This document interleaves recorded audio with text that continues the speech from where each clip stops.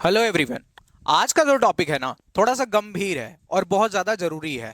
आज ना हमारे भारत देश पे एक सवाल है कि क्या ये वही देश है जहां एक द्रौपदी के वस्त्र हरण पर कौरवों का पूरा साम्राज्य नष्ट कर दिया जाता है। क्या वो वही देश है जहां पर स्त्रियों को देवी मानकर उनकी पूजा की जाती है? अगर नहीं तो इसकी हालत ऐसे कैसे हो गई?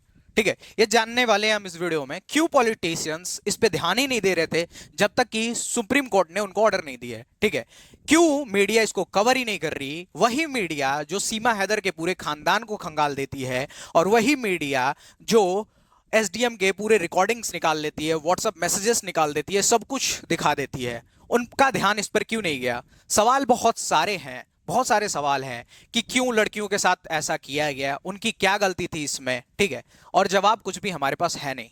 तो इस वीडियो में ना हम थोड़ी चीजें डीप में जानेंगे और जवाब जानने की कोशिश करेंगे कि यहां पर किसके फॉल्स हैं, क्या हुआ कंट्री में, और क्यों 80 दिनों से एक भारत का एक राज्य जल रहा है। ठीक है, तो स्टार्ट करते हैं वीडियो को। इस वीडियो में हम बात कर लेते हैं क्या क्या डिस्कस करने वाले हैं। मैं एक बार आपको अगर कंप्लीट बताऊं तो मैं पूरी चीजें डिस्कस करने वाला हूं कि क्या हो रहा है मणिपुर में, क्यों मणिपुर ऐसे जल रहा है। पहले तो हम बात करेंगे हिस्ट्री के बारे में कि मणिपुर की क्या हिस्ट्री है। ठीक है, हिस्ट्री के बारे में बात करेंगे, थोड़ा सा उसके ट्राइब्स को देख लेंगे कि आपको भी पता है जो कॉन्फ्लिक्ट्स हो रहा है वो ट्राइब्स में मेनली तीन तीन कम्युनिटी है। एक है मैतेई, एक है कुकी और एक है नागा। ठीक है, नागा इससे दूर है, मैतेई और कुकी में ही जो विवाद चल रहा है। नागा क्यों दूर है? क्योंकि जो मैतेई है उनका मेन कॉन्फ्लिक्ट जो है कुकी से है, क्योंकि वो मानते हैं कि म्यांमार से वो जनजाति आई है। ठीक है, वो यहाँ की परमानेंट नहीं है। चलिए, तो ट्राइब्स के बारे में जान लेंगे, कॉन्फ्लिक्ट क्या है, क्यों ये इशू हुआ है और इसको इतना बड़ा कैसे ले जाया गया है, इसको जानने की कोशिश करेंगे। रिस्पॉन्सिबिलिटी किसकी बनती है इसमें, कौन रिस्पॉन्सिबल है उसके बारे में जानेंगे। ठीक है, और इसका सोल्यूशन क्या हो सकता था जो गवर्नमेंट ने नहीं लिया, और आगे नेक्स्ट फर्दर क्या कर सकते हैं ये जानने की कोशिश करेंगे। ओके, तो स्टार्ट करते हैं। पहले मैं आपको हिस्ट्री से ही लेके चलता हूं। थोड़ा सा आप एक बार ये मैप देख लो, और मैप में आप ये देख लो कि मणिपुर कहां पे है। ये है मणिपुर। ठीक है, ये मणिपुर है अपना यहाँ पे, और यहां से ये म्यांमार का बॉर्डर शेयर करता है। ये पूरा एरिया जो है म्यांमार है, ये जो है बांग्लादेश है। इतनी बात आपको शायद समझ आई होगी कि म्यांमार यहां से बॉर्डर शेयर करता है इंडिया से। ठीक है, यहां से बॉर्डर शेयर कर रहा है, तो यहां पे आप इधर उधर जा सकते हैं। इस कंट्री के लोग इधर जा सकते हैं और इस कंट्री के लोग इधर जा सकते हैं। एक्चुअल में क्या है, अभी म्यांमार में गृह युद्ध के वो हैं, तो बहुत सारे रिफ्यूजीज जो है म्यांमार से इंडिया आ रहे हैं, और ऐसा प्राचीन काल से होता हुआ आ रहा है, प्राचीन काल से होता हुआ आ रहा है। अभी मिजोरम ने भी एक स्टैंड लिया है कि जो भी लोग रिफ्यूजीज आ रहे हैं, हमारा कर्तव्य है कि हम उनको शरण दें। जैसे अगर बात की जाए, रशिया और यूक्रेन वॉर हुआ, तो अगर यूक्रेन के लोगों को दूसरे देशों में शरण नहीं मिलती तो कहां जाते? तो ऐसा ही मिजोरम ने स्टैंड लिया। अब मणिपुर में यही चीज कॉन्फ्लिक्ट कर रही है। वही जनजातियां जो उधर से आई हैं, आज हो या हजारों वर्ष पहले, सैकड़ों वर्ष पहले आई हो, उनके ही बीच में कॉन्फ्लिक्ट है। अगर मैं आपको मणिपुर का मैप दिखाऊं, अब चलते हैं ट्राइब्स के बारे में थोड़ा सा। ये मणिपुर का मैप है, ये पूरा मैप है। ठीक है, ये 10% ये क्या है, वैली है, जो है ये इम्फाल वैली। ये जो एरिया बीच का है ये वैली है, मतलब यहाँ पे समतल है। और बाकी जो 90% एरिया है वो क्या है, वो हिल्स है, जहां पे सर्वाइवल काफी कठिन होता है। ठीक है, तो एक बार मैं आपको यहाँ पे चीजें दिखाने की कोशिश करता हूं। दो कम्युनिटी है। ठीक है, एक मैतेई है, एक कुकी है। मैतेई के बारे में अगर बात की जाए तो मैतेई आज से हजारों साल पहले भारत में आए थे म्यांमार के थ्रू। ठीक है, और आज से पहले आए थे तो वो अपनी समनेही कम्युनिटी को फॉलो करते थे। फिर जब वो चेंज हुए तो 1730 ईस्वी में उनका जो राजा है हिंदू बन गया, और वो पूरी कम्युनिटी हिंदू में कन्वर्ट हो गई। तो आप समझ पाए हैं कि मैतेई क्या है, हिंदू है। अगर कुकी की बात की जाए तो आज से सैकड़ों साल पहले कुकी जनजाति भी बाहर से अंदर आई थी। अब मैतेई को ऐसा लग रहा है कि वो ही सिर्फ यहाँ के परमानेंट है, हालांकि वो भी बाहर से ही आए हैं। अब ये बात हो सकती है कि पहले कौन बाहर से आया हुआ है। ठीक है, तो कुकी जनजाति भी बाहर से आती है, और आज से 150 साल पहले कुकी और नागा जनजाति, कुकी जनजाति क्या करती है, नागा जनजाति की बात बाद में करेंगे। कुकी जनजाति 150 साल पहले क्रिश्चियन में कन्वर्ट हो जाती है, जब अंग्रेजों का इन्फ्लुएंस था। इतनी बात आपको क्लियर हुई होगी मेरे हिसाब से। अगर बात करा जाए, अब हम बात करते हैं कि मणिपुर के बारे में क्या है।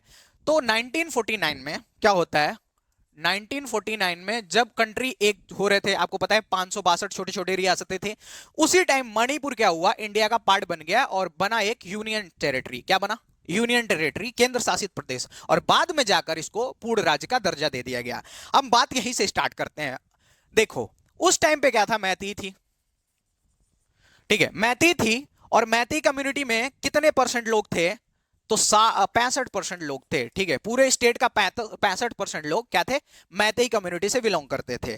और 35% में 33 अलग जनजातियां थी, 33 ट्राइब्स थे। कितने?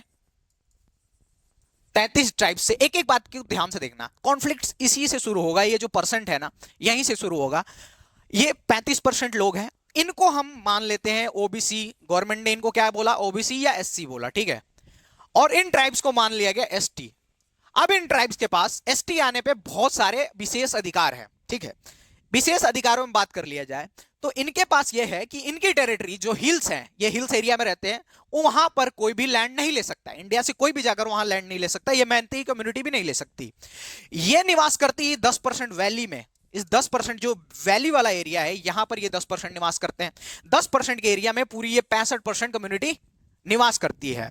ठीक है, अगर बात किया जाए ये जो 90% का एरिया है, यहां पर ये 35% ट्राइब रहते हैं। 35% ट्राइब रहते हैं। इतनी बात आपको समझ में आई होगी। ये एसटी हैं, इनके पास विशेष अधिकार हैं, जैसे जॉब, यहां पे कोई लैंड नहीं खरीद सकता। ये मैतेई के एरिया में आके लैंड खरीद सकते हैं, पर इनके एरिया में जाकर कोई नहीं खरीद सकता।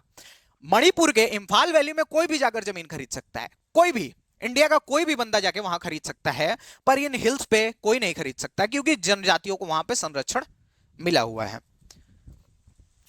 अब आ जाते हैं 2023 के सीन पे। 2023 में कोई सेंसस तो नहीं हुआ है, ठीक है, फिर भी एक डाटा है कि मणिपुर में 30 लाख लोग निवास करते थे, कर रहे हैं अभी के टाइम पे। कितने? 30 लाख लोग निवास कर रहे हैं मणिपुर में। अब एक ध्यान से देखना, पहले अभी ये कम्युनिटी कितनी थी जो मैतेई कम्युनिटी थी? तो आप देखोगे कि ये मैतेई कम्युनिटी पहले 65% पे थी। अब ये मैतेई कम्युनिटी आ जाती है, मैतेई कम्युनिटी आ जाती है 53% पे। अब ये मैतेई कम्युनिटी आ जाती है 53% में, और जो बाकी ट्राइब्स थे उनमें से 40% जो है नागा कुकी हैं, नागा और कुकी हैं, और 7% में बाकी जो अदर ट्राइब्स हैं। ठीक है, अदर ट्राइब्स हैं। यहां से देखने को मिला कि अब यहां पे क्या होगा, जब देख रहे हो कि आपका परसेंट गिर रहा है तो आप में एक असंतोष की भावना जागृत होगी। होगी कि नहीं होगी? एक कॉमन सा बात करते हैं, अगर इंडिया में क्या हो कि हिंदूज लोगों का नंबर गिरता रहे, हालांकि गिरता रहा है, अगर बहुत ज्यादा गिर जाए तो हमारे अंदर एक असंतोष आएगा कि यार अलग लोगों के नंबर्स बढ़ रहे हैं। अगर यही मुसलमान के साथ हो कि मुसलमान का नंबर गिर जाए तो एक असंतोष की भावना जागृत होगी यहां से। तो इतना डाटा मुझे देना था। ठीक है, अभी आपने डाटा क्लियर कर लिया कि आप समझ गए होंगे कि क्यों यहां पे दिख रहा है कि हाँ, कॉन्फ्लिक्ट का जो रूट है वो क्या है, कि यहां पे नंबर गिरता हुआ दिख रहा है। ओके, अब ये नंबर गिरता दिख रहा है तो इनको कुछ तो कुछ करना पड़ेगा मैतेई को, कि हाँ हम अपना नंबर बढ़ा पाए। ओके, तो आगे चलते हैं, इस वीडियो में देखते हैं कि क्या क्या सीन होने वाला आगे। अगर बात की जाए कि इन्होंने अपनी कम्युनिटी को बचाने के लिए क्या किया मैतेई ने, तो मैतेई ने बोला कि हमको भी एसटी कम्युनिटी में ले लो, जिससे क्या बोल रहे हैं, हम वैली से बाहर एक्सपेंड करवाएं, हम अपना नंबर बढ़ा पाए। तो एक एक पॉइंट लिखता हूं मैतेई के। मैतेई क्या चाहती है? मैतेई क्या चाहती है कि वो एसटी कम्युनिटी में उसको डाल दिया जाए, एसटी बना दिया जाए उसको, एसटी कम्युनिटी में आना चाहती है, जिससे सारे बेनिफिट उसको मिल पाए। उसका क्या क्या कहना है उसमें देख लो। पहला पॉइंट ये है कि उनको जॉब में रिजर्वेशन मिलेगी, जॉब रिजर्वेशन मिलेगी, जॉब रिजर्वेशन मिल जाएगी। ओके, जॉब रिजर्वेशन मिल जाएगी। ऐसा होता है, आपको भी पता है, हम किसी भी स्टेट में हो भारत के, हमारे पास 3-4 कम्युनिटी है। एक जनरल है, कैटेगरीज है, जनरल कैटेगरी है, ओबीसी है, एससी है, एसटी है। आजकल के टाइम पे क्या होता है, ओबीसी और जनरल लोगों के बीच में एक असंतोष की भावना होती है कि यार इनका एससी और एसटी का रिजर्वेशन खत्म करो, जिससे इक्वलिटी आए। सेम मैतेई को चाहिए, या तो हमें एसटी में डाल दो या फिर उनका भी जो है खत्म करो, यही चीज चाहिए।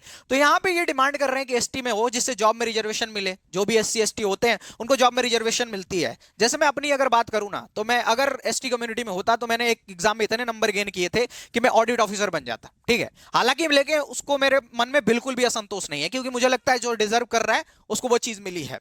ओके, दूसरा क्या है कि वो लैंड ओन कर पाए, पूरी कंट्री में लैंड ओन कर पाए। ओके, पूरी जो इंफाल वैली है उसमें ही नहीं, बल्कि जो हिल्स एरिया है वहां पर भी वो लैंड ओन कर पाए, इतनी सी इनकी डिमांड है। एसटी कम्युनिटी में जाने के बाद ये मिल जाएगी चीजें। दूसरा क्या है, तीसरा, पहला बताया रिजर्वेशन उनको चाहिए जॉब में, दूसरा लैंड ओन कर पाए, और तीसरा क्या है, तीसरा है कि ये इंक्रोचमेंट को रोक पाए, इंक्रोचमेंट। हालांकि ये इनका काम नहीं है, पर इनको दिख रहा है कि इंक्रोचमेंट हो रही है, बाहर से जो लोग आ रहे हैं वो कंट्री में सेटल हो रहे हैं हिल्स एरिया पे, तो वो जब हिल्स एरिया में जाएंगे तो वहां के चीजों को एक्सप्लोर करेंगे, ठीक है। यहां पे क्या होता है, एक और असंतोष की भावना है कि वहां पे ड्रग्स की खेती होती है, ड्रग्स मतलब अफीम की खेती होती है, पॉपी क्रॉपिंग जिसको हम कहते हैं, पॉपी क्रॉपिंग होती है, जिससे ये बच पाएंगे क्योंकि इनका भी यूथ उससे इन्फ्लुएंस होगा, जो भी कुकी जनजाति है या जनजातियां हैं वहां पे पॉपी क्रॉपिंग करती हैं, और ये एक्चुअल में फैक्ट है, एक्चुअल में ये बात है कि वहां पे पॉपी क्रॉपिंग की जाती है, अफीम की खेती की जाती है, और अफीम की खेती आम बात नहीं है, बहुत पुराने समय पे वहां पे की जाती है, तो उस चीज को ये यहां पे रोक पाएंगे, ठीक है। तो इनके तीन ये मेन पॉइंट थे, जॉब्स में उनको वो हो, लैंड ओन कर पाए, और जो एक लास्ट जो मेन वो है, इनको डर है कि ये माइनॉरिटी में ना आ जाए। माइनॉरिटी का मतलब होता है कि जैसे ही वो 65% थे, अब उनका नंबर गिर के इनसे कम ना हो जाए बाकी जो ट्राइब्स हैं। आपको क्या लगता है ऐसा पॉसिबल है? मैक्सिमम लोग कहेंगे कि नहीं सर, ऐसे कैसे पॉसिबल है कि कोई ट्राइब्स 65% में और गिर के नीचे चली जाए। चलो, तो मैं बात करता हूं अब 1971 की। 1971 में क्या हुआ कि 1971 में हमारे पास जो बांग्लादेश का देश है, वो पूर्वी पाकिस्तान जो था वो अलग हो गया और एक नया कंट्री बन गया बांग्लादेश। आपको इतनी बात पता है? वहां पे क्या हुआ कि बहुत सारे रिफ्यूजीज थे, बहुत सारे रिफ्यूजीज, वो कहां भागे? असम और पश्चिम बंगाल में भागे। और 2014 तक आते आते नतीजा ये आ गया कि वहां की जो बेस, जो रूट्स थे, रूट्स जनजातियां या लोग थे, वो माइनॉरिटी में चले गए और बाहरी वाले मेजोरिटी में चले गए। तो इनका जो ये टेंशन है वो सही है ना? बिल्कुल दिख रहा है कि सही है, ओके। पर ये नहीं, हम सिर्फ मैती की बात नहीं करेंगे, हम बात करेंगे कुकी की भी, कि उनका भी क्या पॉइंट है। अभी तक हमको देख के लग रहा है वीडियो में कि हाँ मैती यार इनकी सोच काफी सही है, पर आगे देखते हैं कि क्या क्या है, क्योंकि हर बंदा जो होता है ना वो अपना पक्ष दिखाता है, दूसरे का पक्ष सुनता ही नहीं। चलो तो आगे चलते हैं। अब क्या होता है, अब आ जाता है 2012 का साल। क्या आता है 2012 का साल? मैं दो वो बना देता हूं, ठीक है, और इसमें हम चीजों को समझने की कोशिश करते हैं कि क्या दोनों पक्ष के क्या है। 2012 में ये क्या करते हैं मैतेई लोग, 2012 में क्या करते हैं ये लोग, एससी में क्या करते हैं, जो एससी में नहीं, एससी में हाई कोर्ट में क्या करते हैं ये लोग कि अपना एक पिटीशन देते हैं कि हमको सोचा जाए इस बारे में कि हमको एसटी कम्युनिटी में डाला जाए। ये लोग अपना पिटीशन देते हैं। अब जब पिटीशन दे रहे हो ना तो आपको बहुत सारे कॉज देने पड़ते हैं, ठीक है। तो इन्होंने क्या की कॉज दिए कि हमारा नंबर डिक्रीज हो रहा है, जो कि एकदम कंसिडरेबल था कि हाँ ऐसा हो रहा है। एक तो इनका नंबर इंक्रीज डिक्रीज हो रहा है, एक तो जॉब अपॉर्चुनिटीज इनके पास कम है, जॉब अपॉर्चुनिटीज कम है। उसके बाद इनके पास लैंड ओन करने का वो नहीं है, लैंड ओन नहीं कर पा रहे हैं ये लोग कंट्री में। बाकी लोग तो यहाँ पे आके लैंड ओन कर पा रहे हैं, इनका जो 10% का एरिया वो श्रिंक होता जा रहा है क्योंकि बाकी लोग भी आके यहाँ लैंड ओन कर रहे हैं, पर ये बाहर जाके नहीं कर पा रहे हैं। तो इनका जो एरिया है वो श्रिंक होता जा रहा है, इनको अपने समुदाय के खत्म हो जाने की डर है, ठीक है। लैंड ओन नहीं कर पा रहे, जो ड्रग्स का केसेस हैं उसको नहीं देख पा रहे हैं, जो बाहर से लोग आ रहे हैं उनको नहीं मैनेज कर पा रहे, जो बाहर से लोग आ रहे हैं, इलीगल इमिग्रेशन हो रहा है, इलीगल, जो इलीगल इमाइग्रेशन हो रहा है इसको ये लोग नहीं रोक पा रहे। इतने पॉइंट इनके थे, और भी कुछ पॉइंट्स थे, ठीक है, इतने पॉइंट्स मैंने इसमें लिखे हैं। अब कुकी जनजाति के क्या पॉइंट्स हैं उनको भी समझना पड़ेगा, क्योंकि जब भी हम डिसीजन लेने बैठते हैं ना तो हम कहीं भी देखते हैं, यूट्यूब पे देखें या कहीं भी, तो एक एल्गोरिदम होता है, जो चीज हम एक बार लाइक कर देते हैं ना वही चीज हमारे बार बार चीज आती रहती है हमारे दिमाग में और हमारे फीड में, और वही चीज हमारे दिमाग में एक बैठ जाती है। जैसे अगर मैंने मैतेई के किसी चीज को लाइक कर दिया तो बार बार मैतेई की चीजें आएंगी और हमको सिर्फ मैतेई का ही पक्ष दिखेगा, कुकी का नहीं। पर मैं यहां बैठा हूं तो मैं आपको सारी चीजें एकदम एक एक चीज बताऊंगा कि क्या एक्चुअल में है चीजें, मैं किसी पक्ष को नहीं एक तरफ लूंगा, ठीक है। अगर मैं कुकी की बात करूं तो इनके पास बहुत सारे पॉइंट है, बहुत सारे पॉइंट है जो इनको एकदम से नकार देंगे, एकदम से नकार देंगे। पहला पॉइंट देखो, हर राज्य में विधानसभा होती है, मणिपुर में भी है। मणिपुर के विधानसभा में 60 सीटें हैं और 60 में से 40 सीटें ओन करते हैं कौन? मैतेई। 60 में से 40 सीटें कौन ओन करते हैं? मैतेई। वहां के जो सीएम है ना, 2 सीएम को छोड़ दिया जाए तो अब तक के जितने सीएम बने हैं सब मैतेई कम्युनिटी से बिलोंग करते हैं। तो यहां पे देखा जाए तो पावर में कौन है, मैतेई, तो उनको रिजर्वेशन की क्यों जरूरत है, एसटी में डालने की क्यों जरूरत है। और कुकी का ये बहुत ही स्ट्रांग पॉइंट है, क्या आप इसको डिनाई कर पा रहे हैं। जो आप अगर पहली बार भी वीडियो देख रहे हैं तो क्या आप इस लॉजिक को डिनाई कर पा रहे हैं कि उनका मेजोरिटी है। अगर इंडिया में बात की जाए तो हिंदू मेजोरिटी में है। अगर इस बात को लेके अगर मुस्लिम लोग, ये हिंदू लोग कहने लगे कि मैं हमें ही पूरा ये सर्वे सर्वा बना दो इस कंट्री का, तो मुस्लिम लोग या अदर क्रिश्चियन लोग ये बोल सकते हैं ना कि हाँ सर आप तो मेजोरिटी में हैं, जितने भी सीएम या पीएम बन रहे हैं सब आप ही के कम्युनिटी के बन रहे हैं। ये उनके पास एक वैलिड पॉइंट है। यहां पर कुकी जनजाति के पास वैलिड पॉइंट है कि सर आप मेजोरिटी में हैं, आपको क्या जरूरत है। उनको बोला, उनका और पॉइंट है कि आप ओबीसी में हैं और आपको क्यों जरूरत है, ओबीसी एससी में है और आपको क्यों जरूरत है, क्योंकि आपको तो ये वाला एटलीस्ट मिला हुआ है, ये वाला पॉइंट मिला हुआ है। अब बात करते हैं मेन, जो मेरे को लगता है एक्चुअल में वैलिड पॉइंट है, ये तो है ही, और जो मेन वैलिड पॉइंट है जो मैंने खुद से भी खंगाले, तो जो मेन वैलिड वो है, अब बताओ आप वैली में हो और एक बंदा हिल्स में है, तो क्या आपके पास ज्यादा प्रायोरिटीज है, बेनिफिट है या हिल्स वाले के पास। तो आप सीधा कहोगे सर जो वैली में है उसके पास बेनिफिट है। क्यों, क्योंकि वैली में क्या होगा, क्रॉप्स अच्छे से होंगे, क्रॉप्स अच्छे से होंगे। वैली में पीने का पानी, जो वाटर सप्लाई है वो बढ़िया से होगा, जो गैस फ्यूल सप्लाई है वो बढ़िया से होगा, होगा कि नहीं होगा। जो टूरिज्म होगा, टूरिज्म, जो टूरिज्म होगा वो वैली में होगा, ठीक है। हिल्स, क्योंकि इतने मणिपुर में अच्छे नहीं है जिनको देखने के लिए दूरों से लोग आ जाएं, ठीक है, तो टूरिज्म कहां होगा, हिल्स में, वैलीज में। अब बात करें अगर एक मेन पॉइंट की, जो मेरे को लगता है कंसिडरेबल है, वो है इंडस्ट्रीज। आप पहाड़ों पे इंडस्ट्री लगा पाओगे या वैली में। तो आप कहोगे सर वैली में इंडस्ट्रीज लग पाएंगी, कहां पे लग पाएंगी, इंडस्ट्रीज जो है वैली में लग पाएंगी। तो जॉब्स कहां क्रिएट होंगे मैक्सिमम, तो जो मैक्सिमम जॉब क्रिएट होंगे वो वैली में होंगे। तो इनके पास तो पहले ही जॉब अपॉर्चुनिटी बहुत ज्यादा है, जॉब अपॉर्चुनिटीज ज्यादा है, ठीक है। अब इनके पास एक और पॉइंट है जो कि लगता है मेरे को बहुत ही वैलिड है। अब देखो यहां पे मणिपुर की एक लैंग्वेज है, आपको पता है कि कॉन्स्टिट्यूशन के 8th शेड्यूल में कुल 22 लैंग्वेज हैं जिनको केंद्र सरकार या कहें तो कॉन्स्टिट्यूशनल संरक्षण प्राप्त है। जैसे बोला जाए उसमें एक जो लैंग्वेज है वो है मणिपुरी, मणिपुरी लैंग्वेज, मणिपुरी लैंग्वेज जो है 8th शेड्यूल में है। इनको एक इंस्टिंक्शन का डर है कि हमारा कल्चर भी बचाना है, हमको कल्चर, कल्चर बचाना है। तो मणिपुरी लैंग्वेज जो 8th शेड्यूल में है वो किसकी लैंग्वेज है, तो वो लैंग्वेज है मैतेई की। किसकी लैंग्वेज है, वो मैतेई की लैंग्वेज है और उसको 8th शेड्यूल में है। मतलब कि उसका संरक्षण कौन करेगा, तो भारत का कॉन्स्टिट्यूशन करेगा। और कॉन्स्टिट्यूशन का आरक्षण कौन करेगा, तो सुप्रीम कोर्ट। मतलब कि आपको सीधा सीधा संरक्षण प्राप्त है किससे, सुप्रीम कोर्ट से, जो कि भारत की सबसे बड़ी वो है, कोर्ट है। अब आपको सुप्रीम कोर्ट से वो भी प्राप्त है। तो कुकीज की पॉइंट ये बहुत ही वैलिड है कि आपका कल्चर सेफ है, क्योंकि इसको कौन प्रोटेक्ट कर रहा है, तो इसको प्रोटेक्ट कर रहा है सुप्रीम कोर्ट और भारत का कॉन्स्टिट्यूशन। अब यहां पे देख के आपको चीजें बहुत ही क्लियर हुई होंगी। दोनों का पॉइंट एक बार देख लो, ध्यान से देखो। अगर चाहो तो स्क्रीनशॉट लेके इस बात को समझ सकते हो कि हाँ क्या दिक्कत है और दोनों के पॉइंट क्या हैं। और जब भी आप किसी चीज के बारे में सोचो तो आप हमेशा दोनों पॉइंट्स को कवर करना।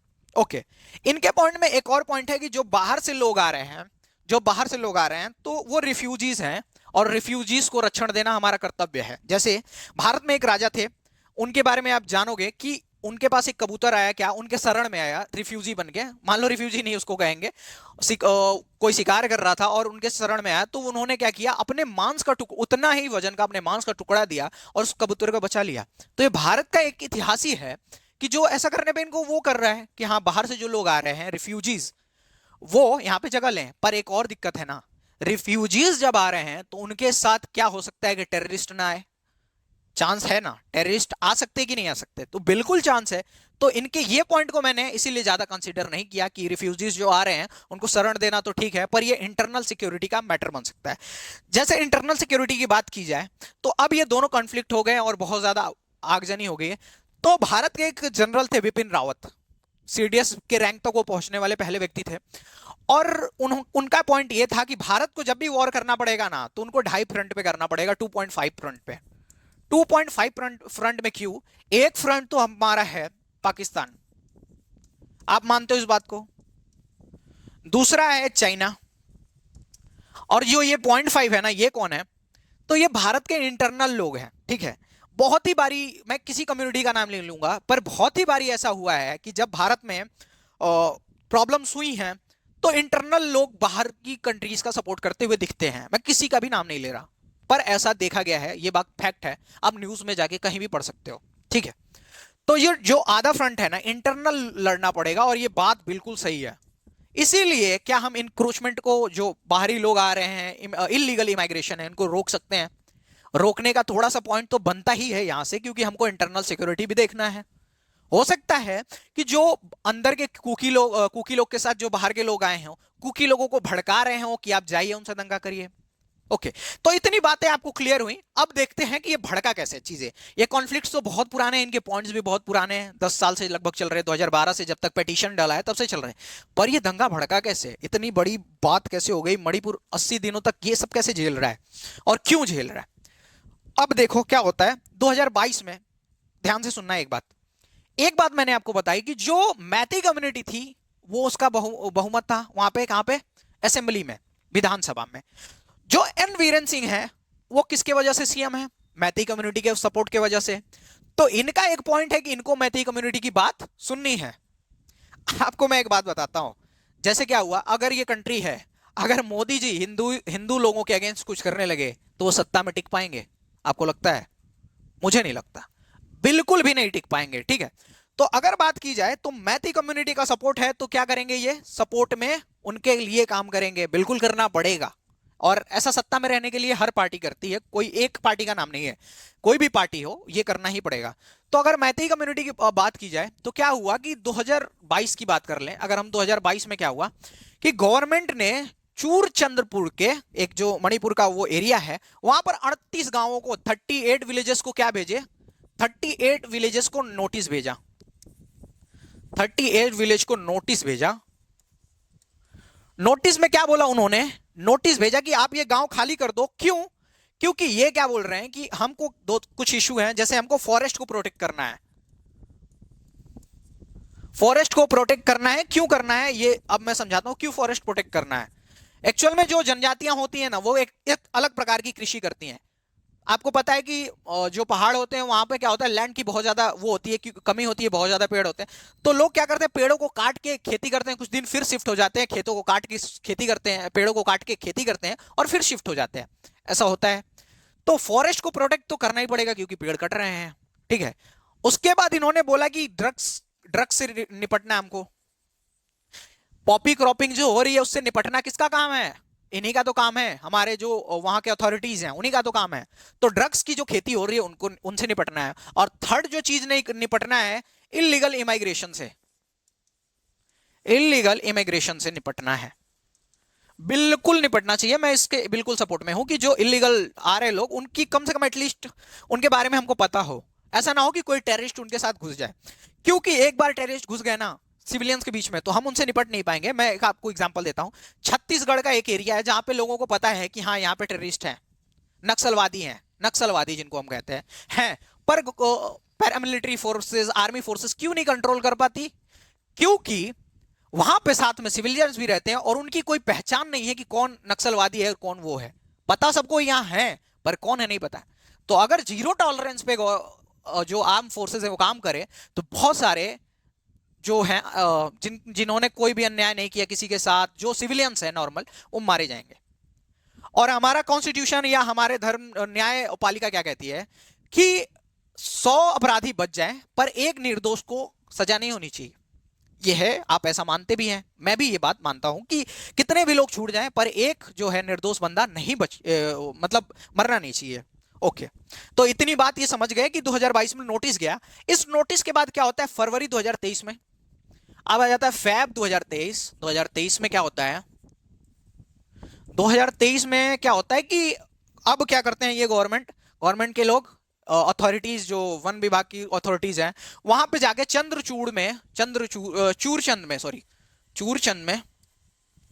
चूरचंद में कुछ विलेजेस को डिस्ट्रॉय कर देते हैं, वहां से लोगों को हटा देते हैं। और उसमें मेनली जो कुकी और नागा कम्युनिटीज के लोग थे, मेनली इन कुकी कम्युनिटी के लोग थे। अब यहाँ पे क्या करते हैं ये लोग, डिस्ट्रॉय कर देते हैं, विलेजेस को हटा देते हैं और उसको फॉरेस्ट प्रोटेक्शन के नाम पे अपने अंडर में लेते हैं। जो कि दिखने में आपको लग रहा है कि हाँ बिल्कुल न्याय संगत है, यहां पे देखा जाएगा फॉरेस्ट प्रोटेक्शन के नाम पे। पर आप ये भूलना नहीं कि मैती कम्युनिटी बहुमत में है, तो उसके पक्ष में जो है काम हो रहे हैं, ठीक है। जैसे कि आप लोग को क्या लगता है कि मोदी जी जैसे अडानी से बहुत ज्यादा रिलेटेड है तो अडानी के पक्ष में काम करते हैं, ऐसा लगता है? मैं नहीं कह रहा। ओके, तो इतनी बात समझ में आ गई आपको। 27 मार्च को क्या होता है, मैं समझा रहा हूं कि यहाँ पे दंगा भड़का कैसे। आपको दिख रहा है कि हाँ ये सब हो रहा है, तो अब एक कम्युनिटी हटा दी गई तो उनके अंदर एक आक्रोश आएगा, आक्रोश आएगा ना। अब देखो क्या हुआ 27 मार्च को, क्या हुआ 27 मार्च को जो हाई कोर्ट है, हाई कोर्ट है वो ऑर्डर देती है किसको, सजेशन देती है किसको, वो सजेशन देती है हमारे हमारे मणिपुर के गवर्नमेंट को कि आप इस बात को कंसिडर करिए कि हम मैतेई को एसटी में डाल दें।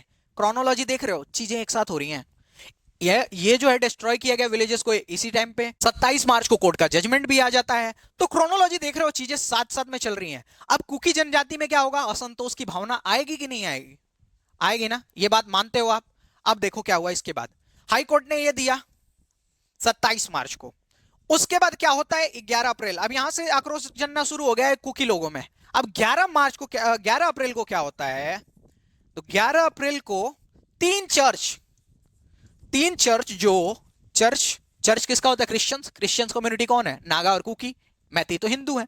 चर्चेस को डिस्ट्रॉय कर दिया जाता है, आग लगा दी जाती है, या नहीं डिस्ट्रॉय किया जाता है, प्रॉपर आग लगाना नहीं कह सकते उसको, गवर्नमेंट के द्वारा इलीगल चर्च बता के डिस्ट्रॉय कर दिया जाता है, बिल्कुल डिस्ट्रॉय कर दिया जाता है। अब यहां से मेन दिक्कत क्या आ जाती है, अब यहां से कुकी जनजाति बिल्कुल जाग जाती है। क्यों, क्योंकि अब इसको बना दिया गया है हिंदू वर्सेस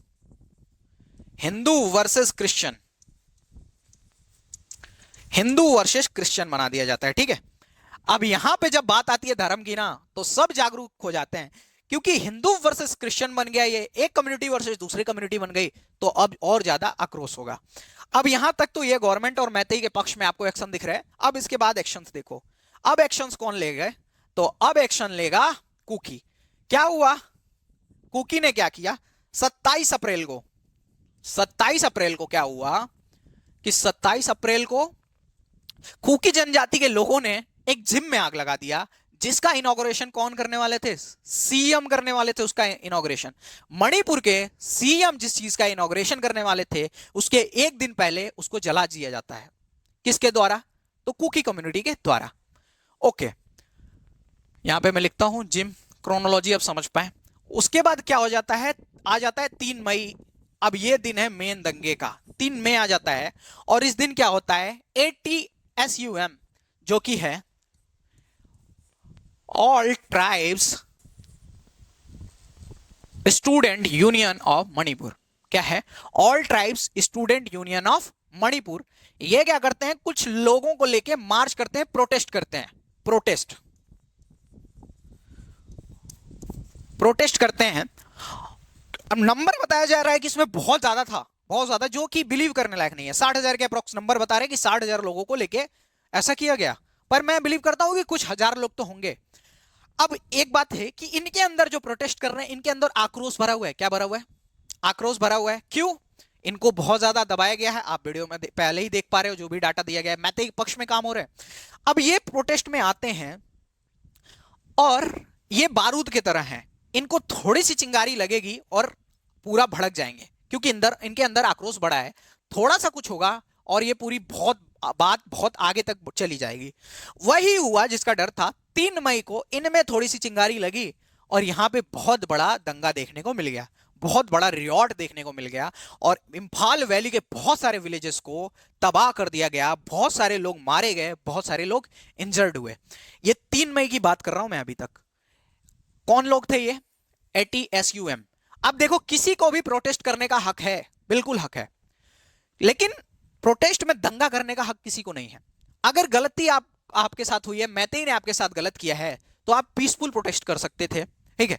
आपको प्रोटेस्ट में हिंसा करने की जरूरत नहीं थी। सामने से अगर हिंसा होती भी थी तो आप हट सकते थे वहां से, आप कानून का सहारा ले सकते थे, आप ऊपर जा सकते थे, हाई कोर्ट, सुप्रीम कोर्ट, जहां भी जा सकते थे कि हाँ हमारे साथ ये हुआ है और इसके अगेंस्ट में ये किया जाना चाहिए था। सिंपल प्रोटेस्ट आप कर सकते थे। अब आ जाती है 4 मई। अब यहां से शुरू हो गया कि आपने क्या देखा कि कुकी कम्युनिटी ने अब क्या कर दिया है, उसको अब तक जो था कानूनी प्रक्रिया चल रही थी, जो मैती थे वो पक्ष में थे और कानून के साथ चल रहे थे। कुकी ने क्या किया कि विद्रोह अपने हाथ में लिया। अब इसमें देखना है कि किसकी गलती थी। हो सकता है कि कुकी लोग प्रोटेस्ट कर रहे हैं और मैती लोगों ने उसमें हमला किया हो, या मैती लोगों ने आगे बढ़ के किया हो, या कुकी लोगों ने आगे बढ़ के किया हो। यह चीज अभी तक पता नहीं चली है। अब आ जाता है फोर्थ में की बात करते हैं, जिस दिन का वो वीडियो था जो वायरल हुआ है आजकल। फोर्थ में का जो वीडियो है, इस दिन क्या होता है, अब कुकी कम्युनिटी ने इनिशिएट कर दिया है प्रोटेस्ट के थ्रू। तो अब मैती कम्युनिटी के 800 से 1000 लोग क्या करते हैं, 800 से 1000 लोग 800 से 1000 लोग घरों से निकलते हैं हथियारों के साथ घरों से निकलते हैं और कुकीज पे अटैक करते हैं। जिसके वजह में क्या होता है कि जो पुलिस होती है वो कुकी कम्युनिटी को सेफ जगह पे पहुंचाने की कोशिश करती है। उस टाइम में क्या होता है कि 5 लोग एक फैमिली के, जिसका वीडियो अभी वायरल हुआ है, एक जंगल के रास्ते पुलिस के साथ भागते हैं और वहां पे मैती कम्युनिटी के लोग पहुंच जाते हैं और उनको बंधक बना लेते हैं और उन 2 लड़कियों के साथ बदतमीजी की जाती है। और उसके जब अगेंस्ट में फैमिली मेंबर्स बोलते हैं कि हाँ ऐसा नहीं कीजिए, तो भाई और बाप को ऑन द स्पॉट गोली मार के डेथ कर दिया जाता उनका। और जो 2 लड़कियां थी उनको निर्वस्त्र करके उनके साथ दुष्कर्म किया जाता है और 800 लोगों के बीच में घुमाया जाता है। बहुत ही शर्मनाक घटना है और मैं खुद इससे शर्मिंदा हूं कि हमारे कंट्रीज में ये चीजें हो रही हैं। ओके, और हमारे पॉलिटिशियंस या जिनको भी एक्शन लेना था वो ले नहीं पाए। इस पे अरेस्ट भी कब हुआ, 19 जुलाई को जब ये वीडियो वायरल हुआ तब इस पे अरेस्ट हुआ। अब वीडियो वायरल क्यों नहीं हुआ, तो हमारे कंट्रीज में ना आजकल बहुत ज्यादा ट्रेंड में है, जहां भी रियोट हो वहां का इंटरनेट बंद कर दो। इंटरनेट बंद करने का बेनिफिट है और हार्म भी है। बेनिफिट्स क्या है, बेनिफिट्स ये हैं कि उस कम्युनिटी का जो रियोट एट दैट प्लेस है वो पूरी कंट्रीज में ना फैल जाए, क्योंकि कुकी कम्युनिटी के लोग हो सकता है कि कंट्रीज के अलग अलग जगह पे हों, अलग अलग जगह पे मैती के लोग हों। होता है ना, बहुत सारे दिल्ली में है, दिल्ली में जो प्रोटेस्ट देखने को मिला मैती कम्युनिटी का या कुकी कम्युनिटी का, तो बहुत सारे लोग हैं, वहां पे ये बात ना फैले। ये तो हुआ बेनिफिट। हार्म क्या हुआ कि वहां पे जो चीजें होती हैं वो दूर तक नहीं पहुंच पाती। जैसे ये वीडियोस इतने दिन बाद आए तब जाके क्या हुआ, सुप्रीम कोर्ट ने संज्ञान लिया, सुईमोटो लिया। सुईमोटो का मतलब होता है कि खुद संज्ञान लेना। अगर सुईमोटो नहीं लिया, एक्चुअल में उन्होंने वार्निंग दी है सेंट्रल गवर्नमेंट को कि अगर आप नहीं करते हैं इतने टाइम में तो हम सुईमोटो लेंगे। सुईमोटो का मतलब होता है कि वो सारी कार्रवाई अपने हाथ में ले लेंगे और उसके हिसाब से एक्शन लेंगे। तो अभी तक फोर्थ में आया और वो दोनों लड़कियों का वीडियो अभी वायरल हुआ है और उस पर 4 अरेस्ट हुए हैं। 4 मई तक की बात थी। अब आते हैं 10 मई तक, आते आते क्या होता है, 10 मई तक आते आते 10 मई तक 100 से ज्यादा डेथ हो जाती है, 100 प्लस डेथ्स, और 10,000 से लोग, 10 के से ज्यादा लोग घर से बेघर हो जाते हैं, हर कम्युनिटी के लोग। अब तो ऐसा है ही नहीं कि जो लोग, अब जैसे क्या है, इंफाल वैली में मैती के साथ कुछ कुकी लोग आके जमीन लेके रह रहे होंगे, अब नहीं रह सकते, उनको हटना ही पड़ेगा वहां से, नहीं तो मार दिया जाएगा। हिल्स पे जाके कुछ भले ही रेंट पे, खुद का जमीन लेके नहीं पर रेंट लेके मैती लोग रह रहे होंगे, उनको वहां से हटना ही पड़ेगा। तो 10,000 से ज्यादा लोग बेनिफिट मतलब क्या नाम है, अपने घर से बेघर हो चुके हैं। अगर हम बात की जाए आज के डेट तक की, आज क्या है डेट, मैं 23 जुलाई को, शायद ये 22 जुलाई को वीडियो बना रहा हूं, तो 22 जुलाई को लगभग हंड्रेड्स ऑफ दैट, रिकॉर्ड नहीं हुई कितनी है, हंड्रेड्स ऑफ दैट, और 60,000 से ज्यादा लोग घर से बेघर हैं, घर से बेघर हैं, उनको कैंप में रखा गया है। कितने लोग इंजर्ड है, कितने लोग डेथ हो चुके हैं, उनका तो एक्चुअल डाटा ही हमारे पास नहीं है और ना ही किसी के पास है। आर्मी गई थी इस चीज में, आर्मी और पैरामिलिट्री फोर्सेस। तो जैसे मैंने बताया छत्तीसगढ़ वाला केस, छत्तीसगढ़ का केस मैंने आपको बताया, तो उसमें बताया मैंने कि सिविलियंस के साथ वो लोग रह रहे हैं, टेररिस्ट लोग, और वो सिविल आर्मी वहां पे नहीं कर सकती जीरो टॉलरेंस पे काम। यहां भी क्या है, सिविलियंस के साथ टेररिस्ट या फिर जो भी कहे उग्रवादी लोग रह रहे हैं और नहीं कर पा रही हैं आर्म फोर्सेस अपना काम। एक्चुअल में क्या हुआ कि आर्म फोर्सेस और सरकार को लेके वहां के लोगों में भी बहुत ज्यादा अब एक आक्रोश है, क्योंकि उन्होंने चीजों को अच्छे से हैंडल नहीं किया, उन्होंने ये दंगा फैलाया है। उनका एक कारण है एक्चुअल में मेन, तो उनका विश्वास जो है गवर्नमेंट से हट चुका है, पैरामिलिट्री से हट चुका है, मिलिट्री से हट चुका है कि उनके साथ न्याय होगा। तो वो जब जा रहे हैं तो उनको भगा दिया जा रहा है, लोग कोऑपरेट ही नहीं कर रहे हैं। और एक्चुअल में वैलिड रीजन है कि क्यों नहीं कोऑपरेट कर रहे हैं, पर एक्चुअल में कोऑपरेट करना चाहिए था, जिससे चीजें बेहतर हो जाएंगी। यहां तक की बात हुई। अब हम बात करते हैं कि 19 जुलाई को वीडियो आया, 22 जुलाई को हम वीडियो बना रहे हैं और क्या क्या अब तक हो चुका है ये चीजें वो देखेंगे। 4 लोग अरेस्ट हो चुके हैं इस केस में, जहां 800 लोग थे वहां पे 4 लोग अरेस्ट हो चुके हैं। अब हम बात करते हैं कि किसकी किसकी गलती है इसमें। गलतियों की बात कर लेते हैं कि किसकी किसकी फॉल्ट है। तो जब भी आप किसी गद्दी पे बैठते हो ना, तो आपको निष्पक्ष होकर काम करना चाहिए। ठीक है, यह कर्तव्य है, लेकिन कोई भी पार्टी ऐसा करती नहीं है, क्योंकि हमें एक विशेष पार्टी को विशेष कम्युनिटी को खुश करना है, क्योंकि उनके वोट ज्यादा हैं, तो हम अपना उनके पक्ष में जाते हैं, पर एक्चुअल में हमें ऐसा तो करना नहीं चाहिए। तो जो हमारे सीएम थे, मणिपुर के सीएम, मणिपुर के, वो बायस्ड थे, बायस्ड थे, बिल्कुल बायस्ड थे। ओके, और बायस्ड थे बिल्कुल, ये बात एकदम फैक्ट है। फिर बात करते हैं कि जो हाई कोर्ट ने, वहां के एचसी हाई कोर्ट ने जो ऑर्डर दिया,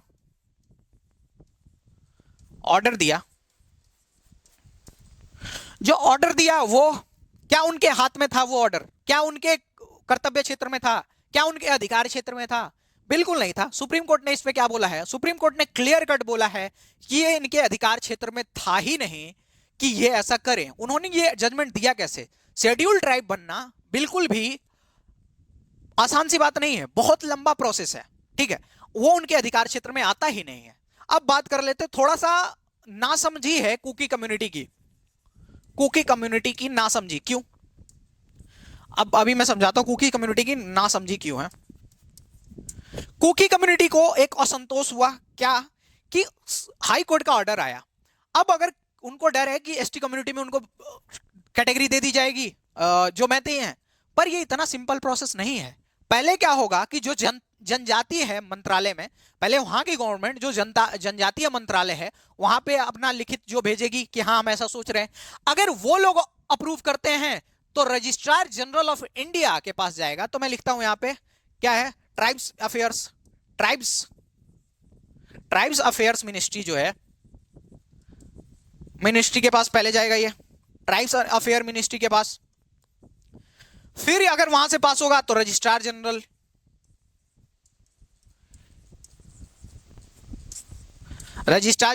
और उसके बाद जब जाएगा तो एक्ट पारित होगा पार्लियामेंट में। अब सबके पास यहां पे ऑप्शन है कि इसको कैंसिल कर दिया जाए। हो सकता है कि वहां की सरकार कैंसिल कर दे, हो सकता है कि ट्राइबल अफेयर्स मिनिस्ट्री कैंसिल कर दे, हो सकता है कि registrar general of India cancel कर दे, या हो सकता है कि पार्लियामेंट में एक्ट पारित ही ना हो। इतने स्टेप हैं पारित होने की, मतलब इतने स्टेप हैं अगर उसको एसटी कैटेगरी में लेके जाना है। इतनी आसान सी बात नहीं है। अब आप समझोगे कि कोर्ट को ऑर्डर देने में 2012 से 23 9 साल का टाइम लग गया है। 9 साल का टाइम लग गया है, नहीं 11 साल का, माफ कीजिएगा, 12 में सुबह था, 23, तो 11 साल का टाइम लग चुका है। अब 11 साल में सिर्फ इतनी सी बात हुई, कब तक वो यहां जाएगा, फिर यहां और फिर यहां, मतलब 50 साल लग जाते। तो असंतोष का कारण उनके पास आया और उन्होंने उसको एग्जैगरेट करके लिया चीजों को, और बहुत बड़ा ये हो गया। अब इसको अगर बात की जाए, ये तो मैंने कारण बता दिए। अब बोला जाए कि क्यों, कैसे इसको रोका जा सकता था और कैसे नहीं रोका गया। जैसे अगर इसको रोकना था तो क्या कर सकते थे? सीएम अपना इस्तीफा देते। सीएम क्या करते? रिजाइन करते। बिल्कुल सीएम रिजाइन करते, क्योंकि लोगों का असंतोष किन किन के कारण है? सीएम के कारण, कि सीएम जो है अपनी ड्यूटी नहीं कर पाए, पक्षपाती हैं, इस वजह से ये चीजें हो रही हैं। ठीक है, अगर सीएम अपना रिजिग्नेशन देते तो लोगों में एक थोड़ा सा शांति का भाव आता, और फिर क्या होता कि आगे चीजें बढ़ती। पर वहां के सीएम इतने लापरवाह हैं, नाम नहीं ले रहा बार बार मैं, क्यों लूं, वैसे आपको सबको पता ही है। तो सीएम इतने लापरवाह हैं, उनसे पूछा गया ये वीडियो आने के बाद कि सर आपने इसके अगेंस्ट में क्या लिया, तो उन्होंने बोला कि मैं सुओ मोटो लेके और मैं एक्शन ले रहा हूं। पर एक्चुअल में बात यह है कि लोगों को, उन्होंने बोला, खुद उनके मुंह की बात है कि ऐसे सैकड़ों केसेस हुए हैं, पर वीडियो एक का वायरल हुआ है, तो आपको दिख रहा है कि बहुत बड़ी बात है। और मैं इस बात से बिल्कुल एग्री करता हूं, क्योंकि आज से 1 डेढ़ महीने पहले मेरी सिस्टर, जो कि मणिपुर के हिल्स एरिया में रहती हैं, उन्होंने बोला कि आकाश यार यहाँ पे सिचुएशंस बहुत ही बेकार है, यहाँ पे लोगों को पकड़, लड़कियों को पकड़ के उनका रेप कर दिया जाता और फेंक दिया जाता, और कोई उसके अगेंस्ट प्रूफ ही नहीं है। तो सीएम के इस बात से मैं एग्री करता हूं, और उसका जो गवाह है मेरी सिस्टर है, मतलब उसने सामने से नहीं देखा, पर जो अगर आप एक गांव से दूसरे गांव में रह रहे हैं तो आपके पास न्यूज चली जाती है कि हाँ हमारे बगल वाले गांव में ऐसा हुआ है। तो इस बात से एग्री करता हूं। और उन्होंने बहुत ही बेशर्मी से बोल दिया कि सैकड़ों जगह पे ऐसा हुआ, और हाँ आपको वीडियो एक जगह की मिली है तो आप उस पर ज्यादा वो हो रहे हो। ठीक है, पहला काम ये कर सकते थे कि सीएम रिजाइन करते इस मामले को शांत करने के लिए। दूसरा क्या था कि प्रेसिडेंट रूल लगाया जाता, प्रेसिडेंट रूल लगाया जाता। प्रेसिडेंट रूल लगाने से यह होता कि अब जो सारी चीजें हैं अब वहां पे प्रेसिडेंट के कंट्रोल में होती और लोगों में एक फीलिंग आती। ये देखो जितना भी दंगा भड़का है ना, वो एक फीलिंग के कारण भड़का है। किस चीज के कारण? फीलिंग के, कि हमको एक इनसिक्योरिटी की फीलिंग है। तो उस फीलिंग को एक स्ट्रांग चीज देने के लिए कि हाँ उनको एक अच्छी फीलिंग आए, उसके लिए हम क्या कर सकते थे? प्रेसिडेंट रूल लगा दे सकते थे कि लोगों के मन में एक भरोसा थोड़ा सा जगे कि हमको न्याय मिलेगा। ठीक है। इसके बाद क्या कर सकते थे? हमारे यहां पे आ जाता है काम हमारे पीएम का, जो कि है मोदी जी। इनका बहुत बड़ा रोल था और इन्होंने, इनकी लापरवाही सबसे बड़ी है। ठीक है। अगर अभी चुनाव होता है ना, चुनाव हुआ था अभी मणिपुर का, मोदी जी वहां के ट्राइब्स के ड्रेसेस पहन के पहुंच जाते हैं भाई, उसमें सींग उंग लगे हुए, पूरा मुखौटा मतलब वो सर पे क्या बोलते हैं, ताज वाज पहन के चले जाते हैं और वोट्स मांग लेते हैं। पर 80 दिन हो गए, उन्होंने जब तक कि सुप्रीम कोर्ट ने नहीं बोला, एक वक्तव्य नहीं दिया था, उसको फुल इग्नोरेंस में रखा था। सैकड़ों लोग मर रहे हैं, उनसे इस बात का कोई फर्क नहीं पड़ा। वो देश विदेश के दौरे कर रहे हैं यार, यूएस जा रहे हैं, फ्रांस जा रहे हैं, जहां जहां जाना है सब जा रहे हैं, पर उनके देश में स्टेट है जो जल रहा है, उस पर उनका ध्यान ही नहीं गया है, बिल्कुल ध्यान नहीं गया, जो कि एक सबसे बड़ी गलती है पीएम की। पीएम को क्या करना चाहिए था कि वहां जाके मणिपुर में उन लोगों को एड्रेस करना चाहिए था, जैसे भी जो मीडिया के थ्रू या जैसे भी उनको एड्रेस करना चाहिए था, उनको शांति की भावना देनी चाहिए थी, उनको यह बोलना चाहिए था कि सबको न्याय मिलेगा, हम इस पे बातचीत करेंगे और आगे बढ़ेंगे। आप लोग सोचेंगे कि पीएम के कहने से क्या हो जाएगा, नहीं भाई। जब आप एक बात घर में सोचो कि जब आपके घर में कोई बात होती है ना, तो जब मुखिया आके आपसे आपके घर में डिस्कशन करता है तो आपको एक बहुत बड़ा सांत्वना मिलता है।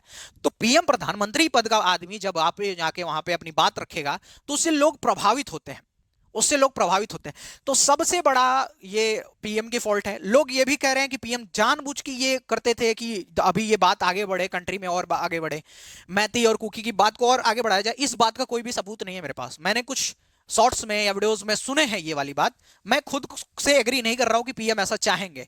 पीएम कंट्रोल नहीं कर पाए, उनकी गलती है, पर ऐसा चाहेंगे मैं ऐसा नहीं सोचता हूं। चलो, तो ये चीजें हुई, इतनी फॉल्ट थी। अब इसके बाद सुप्रीम कोर्ट ने बोला है, तो पीएम का एक गंदा सा स्टेटमेंट आता है, बहुत गंदा सा। उन्होंने बोला कि मणिपुर में जो चीजें हुई वो नहीं है, टॉलरेट करने लायक नहीं है, उसके साथ खिलाफ सख्त एक्शन लिया जाएगा। और उसके बाद जो लाइन बोली है उन्होंने, एक बहुत ही पॉलिटिकल लाइन है, उसमें भी अपनी पॉलिटिकल गेम खेल रहे हैं। आपको पता है कि देश के कई भागों में ऐसी चीजें हुई हैं, जैसे राजस्थान में भी एक लड़की के साथ, दलित लड़की के साथ रेप हुआ है, छत्तीसगढ़ में भी रेप हुआ है, मध्य प्रदेश में भी रेप हुआ है और उत्तराखंड में भी ऐसे केसेस हुए हैं। पर पीएम आते हैं और चीजों को बैलेंस करने के देखते हैं। जैसे मणिपुर में उनका उनकी सत्ता है इस टाइम पे, सीएम वहीं उन्हीं के पार्टी के हैं, क्या नाम है उनका, जो बीरेन सिंह है, मणिपुर में वो हैं।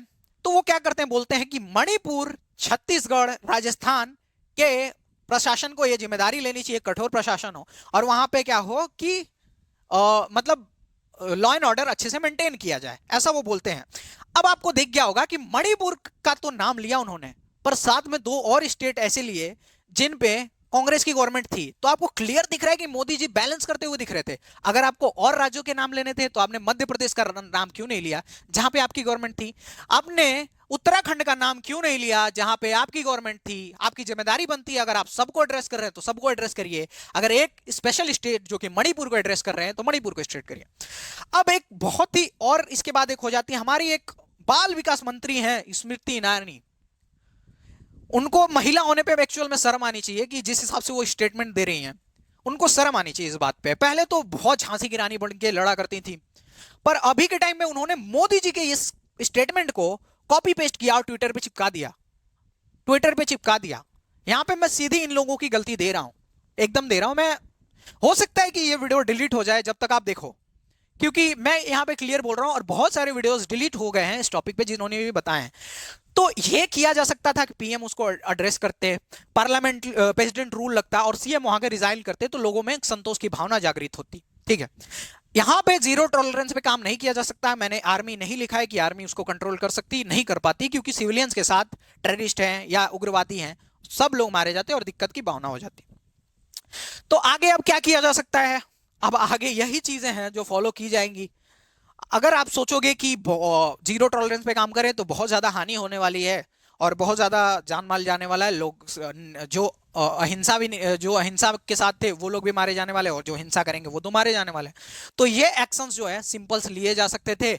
और इसके बाद भी अगर आपको कोई चीज दिखती है तो आप हमको बता सकते हैं कमेंट में। बाकी है वीडियो यहीं तक था। अगर मतलब अगर आपको लगता है कि कोई पॉइंट मैंने मिस कर दिया है तो आप वीडियो के कमेंट में बताएं। और अगर ये बात है कि मैं चाहता हूं कि लोग जिम्मेदार बने, थोड़े से चीजों को लेके एक पर्सपेक्टिव हो, देश में क्या चल रहा है उनको पता हो, तो इस अगर आप भी ऐसा सोचते हो तो आप वीडियो को शेयर करें अपने दोस्तों के साथ, जिससे उनको एक चीज पता हो कि हमारे कंट्री में एक्चुअल में चल क्या रहा है, जिससे उनका एक पॉलिटिकल ओपिनियन बन पाए, कौन लोग सही हैं कौन लोग गलत है इसमें, उनके बारे में भी थोड़ा सा वो जान पाए क्या कि मैती गलत है या कुकी गलत है। आपके विचार हैं, आप जिनको भी यहाँ पे गलत और सही समझे। मैंने अपना एक सारी चीजें आपको प्रोवाइड की यहाँ पे। तो अगर वीडियो अच्छी लगी है तो आप अपने दोस्तों के साथ शेयर करें। इस वीडियो का पर्पज ये नहीं था कि बहुत ज्यादा व्यूज और सब्सक्राइबर गेन किए जाएं। इस वीडियो का पर्पज ये था कि लोगों में एक तर्क, बात करें तो उनके बातों में एक तर्क हो कि हाँ ये हुआ, ऐसे हुआ, क्रोनोलॉजी मैंने दिखा दी, एक एक चीज दिखा दिया है, ठीक है। ऐसी वीडियोस मैं कभी बनाता नहीं हूं, कभी नहीं बनाता, पर आज लगा कि हाँ अब इस देश को जरूरत है, लोगों को जरूरत है थोड़ी सी इस चीज के बारे में। बहुत कम वीडियो देखेंगी, मीडिया आपको बहुत कम दिखेगी कि कवर करते हुए, क्योंकि मीडिया को सीमा हैदर से फुर्सत नहीं है, एसडीएम से फुर्सत नहीं है, फालतू की चीजों से फुर्सत नहीं है। तो किसी को तो आगे आके इस बारे में बात करनी होगी, किसी को आगे आके वीडियो बनाना होगा। ओके, तो इस वीडियो में इतना ही था। अगर आप अभी तक देख रहे हैं और चीज को समझ पाए तो लाइक बटन हिट करिएगा। Thank you so much.